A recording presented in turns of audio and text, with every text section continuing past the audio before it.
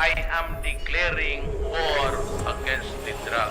Sa Barangay Santo Cristo naman, dead on the spot din. Huwag tularan, Ali, Siyento. Yan ang nakasulat sa placard na the family have been holding vigil, trying to raise enough money to have him buried. This is part of the new war on drugs in the Philippines. Hello, I'm Richard Gisbert, and you're watching a special edition of The Listening Post, focusing on journalism in the Philippines. When he came to power last year, President Rodrigo Duterte vowed he was on a mission to eradicate the country's drug problem. The casualty figures since then make for difficult reading. Nearly 8,000 Filipinos have been killed. Around one-third of those deaths have come at the hands of the police with no regard to due process. The rest of the victims have been shot dead by unknown assailants in a shadowy wave of vigilantism unleashed, critics say, by the rhetoric coming out of the president's office from Rodrigo Duterte himself. Just this past week, a retired policeman in the southern city of Davao said that Duterte was running death squads during his time as mayor there, starting in the late 1980s. And that former policeman confessed to killing people on Rodrigo Duterte's orders. These days, what the president likes to call his war on drugs has become a national story, and it's a challenging one for journalists to tell. In the capital, the steady stream of violence has created a new beat for a group of photojournalists. Go to a police station in downtown Manila and you will find them gathered there, waiting for news of the latest killing. Then they hurry to the scene to try to get a shot of the body and the details of the story before the authorities can clean up the site. We sent one of our producers to the Philippines so he could spend a few nights riding alongside those news crews. The Listening Post's Nick Muirhead now, embedded with the journalists Filipinos call the night crawlers of Manila. The campaign against drugs in the Philippines will continue, and it will be relentless. And I will not count the dead bodies. I will just say, continue to destroy the drug apparatus. If you do not do it, it will destroy our country. Make your choice.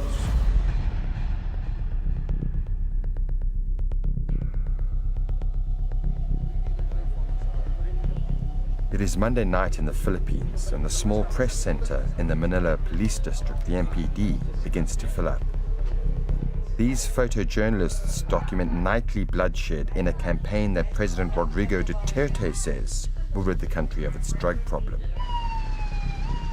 Since Duterte came to office, more than 1,000 Filipinos have been killed a month. The current death toll is around 7,700. 2 out of every 3 victims aren't killed by police, but by vigilantes.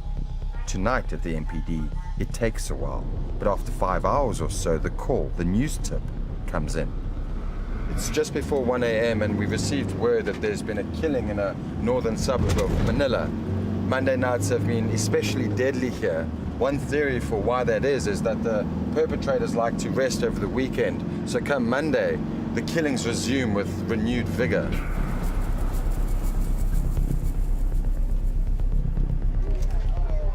We get to the scene and it's already cordoned off. A man, we were told, had been killed by police in his home. Moments after his body is brought out, we get another call, another tip. Another man killed in his home. But, unlike the first victim, he was not alone.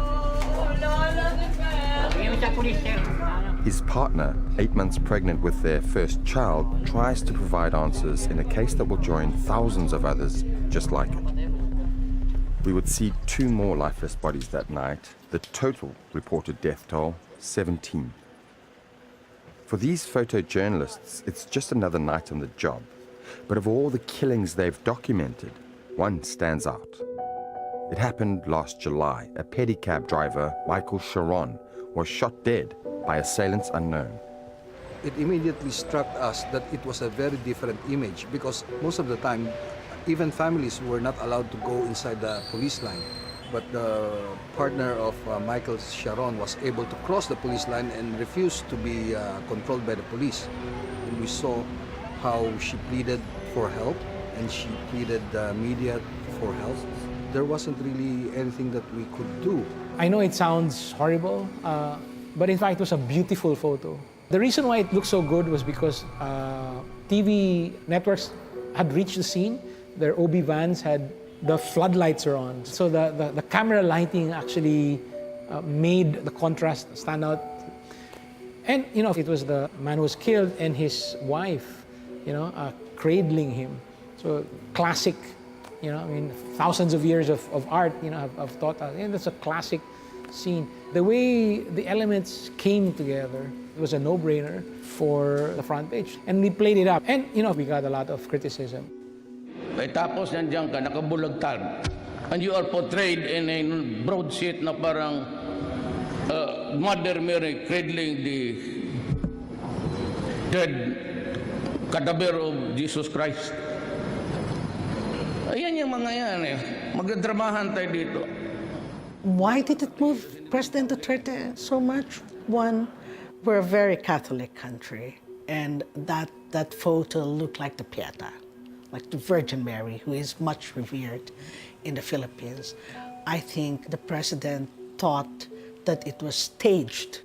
The message he sent out was that photojournalists were trying to make addicts into martyrs, which is absolutely untrue. The truth coming out from the lens of this one photojournalist was very inconvenient for the president. But that's the way it is. People are gunned down, women, mothers, daughters, wives come out, scream and cry, begging for help, and that's the truth of life in this country. That image has been taken advantage of by so many media networks. You might be looking at it on a different perspective, as we do, right? We are law enforcers. What they see is murder. But if you will see the effect of this on the part of our peace and order now, compared to the peace and order before, years back, it's very, very different. So we have gained this momentum because of this war on drugs. It's not only domestic outlets that are criticized for journalism that the president does not like. Last December, the New York Times published a photo essay entitled "They Are Slaughtering Us Like Animals." It was produced by Australian photojournalist Daniel Barahulak, who says that he photographed 57 homicides over 35 days. The piece quickly drew condemnation from Duterte's office, which called it one-sided and said that it depicts the Philippines as the Wild Wild West, which is far from the truth. Last month, Amnesty International released a report that said police officers are incentivized to kill, not arrest, during these operations. It accused officers of planting evidence at crime scenes and taking kickbacks from funeral homes in exchange for bodies. According to Amnesty, Filipino police and others have created an informal economy of death, which bears striking similarities to what it was like in Davao City when Duterte was mayor, as described by Arturo Lascanzas, a former policeman who, this past week, said that he was paid to kill criminals and Duterte's opponents, including a radio journalist in 2003 who was a staunch critic of the then mayor. The police's involvement in Duterte's so-called war on drugs is currently on hold while it says it will root out corruption within its ranks. As witness to countless murder scenes, these journalists have a unique insight into how the police have conducted this campaign. So we asked them how that relationship has developed over the last 7 months. During the start of the campaign against drugs, I think that they needed the coverage to let the people know that there's an ongoing campaign against drugs. But later on, as the stories produce a lot of negative effect, the police has been more silent about the cases, and that it made it a lot more difficult for us to get to the crime scene. A lot of the times when we get there, the bodies have been taken away. We don't even know if the crime scene has been processed properly. We are told they were rushed to the hospital. We don't know if the victim who was shot is dead or if he is alive. And sometimes the yellow line gets farther. Sometimes it's nearer the body. Sometimes it gets farther. Basically, nothing is being hidden from these media people.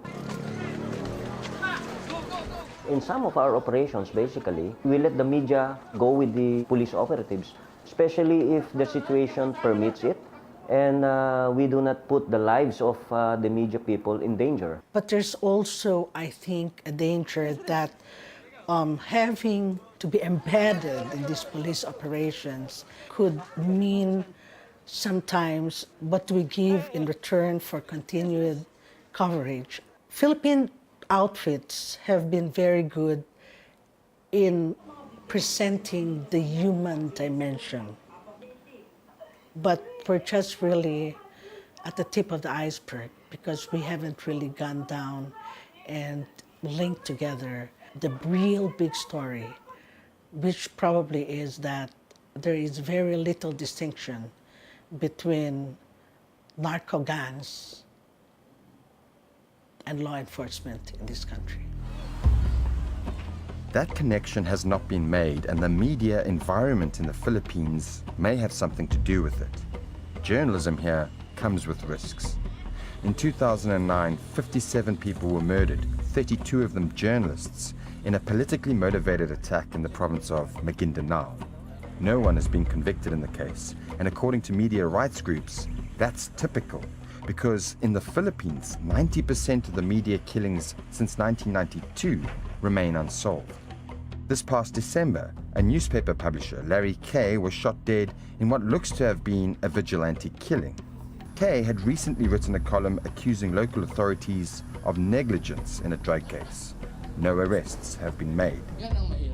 There is little indication that the situation will improve under Duterte. Just before taking office last year, he said that journalists are not exempt from assassination and that those who had been killed were probably guilty of something. So for the journalists covering the story, there is a legitimate concern that their work could get them killed. I don't see President Duterte destroying the culture of impunity. If anything else, I see him strengthening this culture. The whole atmosphere created by President Duterte allows anybody to ride on his vilification campaign so that it will be all too easy to muddle the truth, make it all the more harder to find out who or what is killing journalists because the entire political landscape is so toxic. The environment for our work is so much more hostile now. You have a lot of maybe supporters of the president who pounce on you if you make the slightest mistake. Even if you don't make a mistake, they will accuse you of a systematic bias against the president. So you get a lot of these very hostile comments. There is an attempt to deflect the blame back on the journalist. So our worry, my main worry, is the online abuse going offline.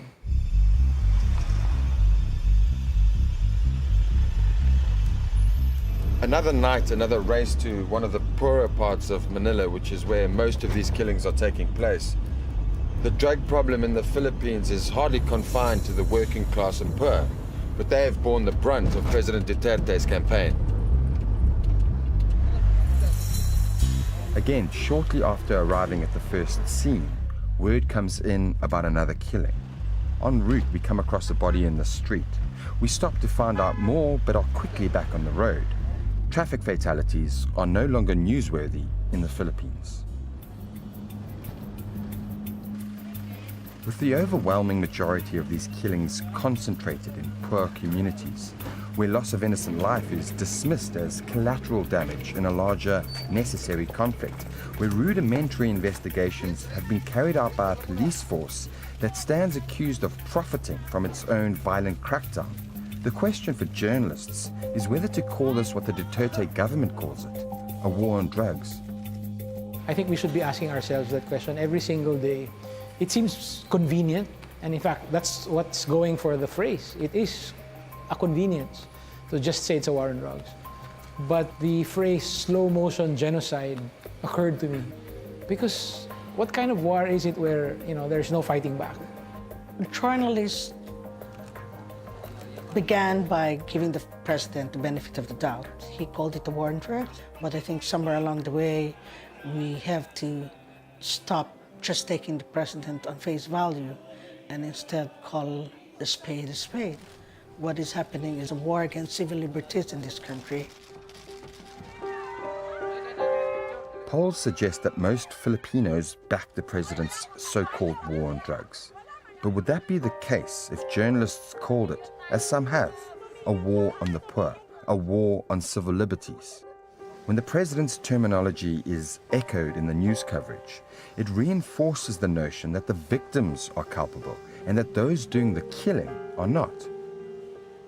The president became who he is today precisely because he was not held accountable to his words. He is actually building the foundation that will make it easier for Filipinos to accept the chipping away of democratic foundations we've fought for and died for. And if journalists focus on this, I think it will allow people to look deeper and see that around all of us, the blocks that may eventually trap us in a regime of autocracy are slowly going up. That is the story in the Philippines. Every night, families chase after the bodies of their loved ones, not knowing how much it will cost to get them back. And a president who has openly endorsed a killing spree that has no end in sight. So for now, it's the country's slums and back alleys that are under attack. Tomorrow, who knows where this story will take them? The night crawlers of Manila.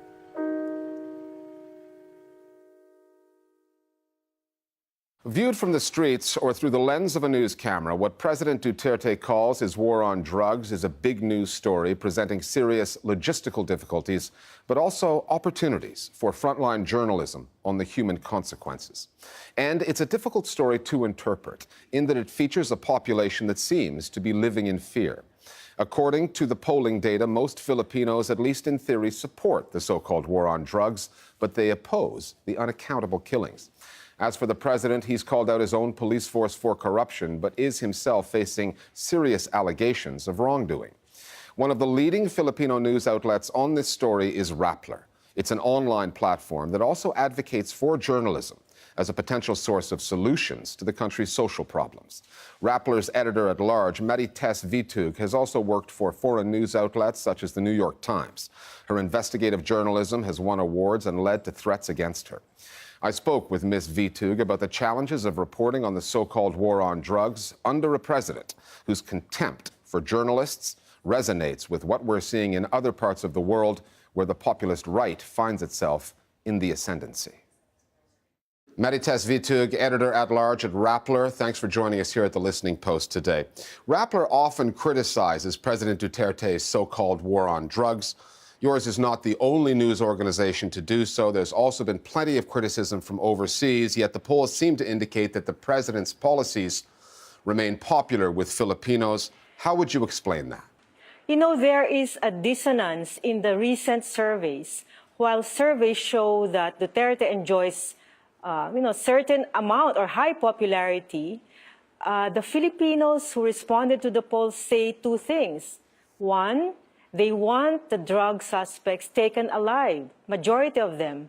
Number two, majority of the respondents fear that they may be the next victims of the war on drugs. So there's a dissonance in the surveys. Now, reporters are taught in Journalism 101 to follow the money. Our piece referred to that Amnesty International report that referred to what it called an informal economy of death. Stories of police officers being paid per body, per encounter, is the euphemism that they use.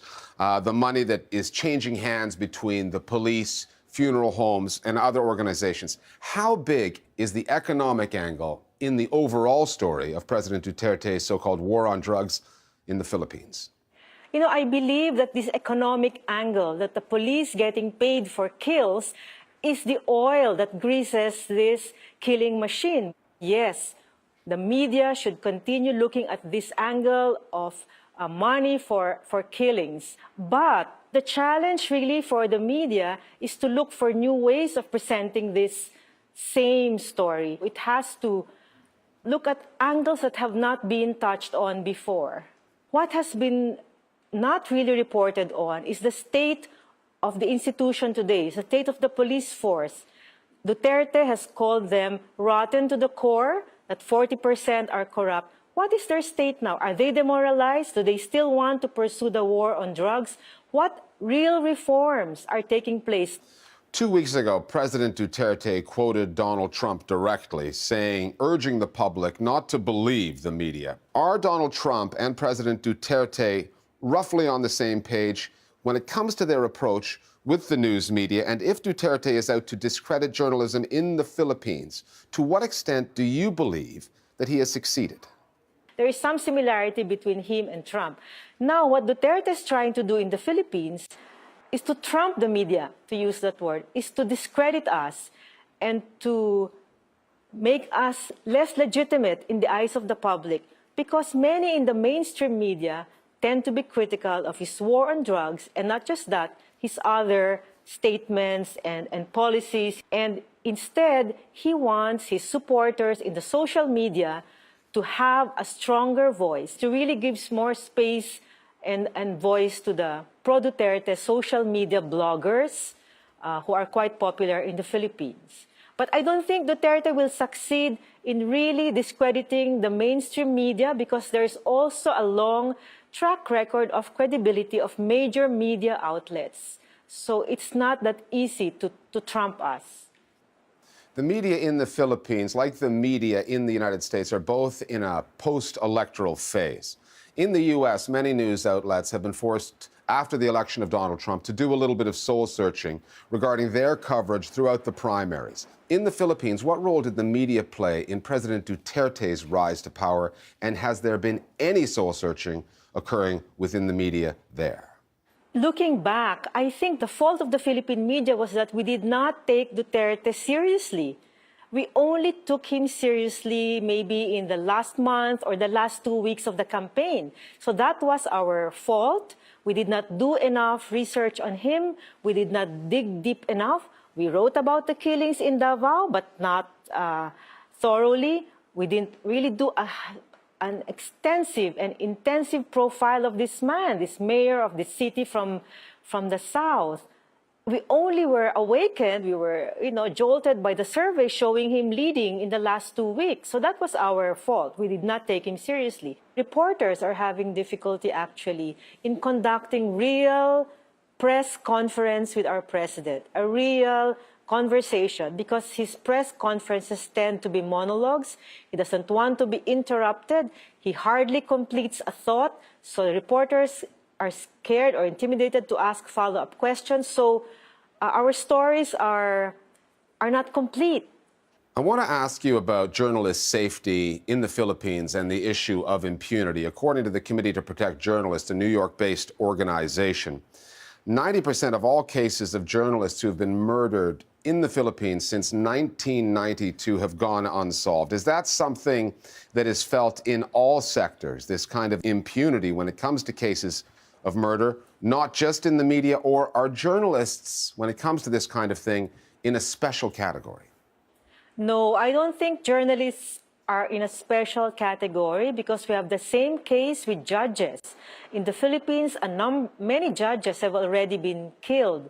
And of course, now in the war on drugs, it's the poor suspects who are being killed. So it's just that we pay attention to our colleagues who have been killed, because of course we have this duty to report on what's happening in the Philippines and in corruption in government, or what the powerful people do. So we like to give special regard for our colleagues. But in that sense, we are not any different, as I said, from judges and from the poor people who are now victims of drug killings. One final note on terminology.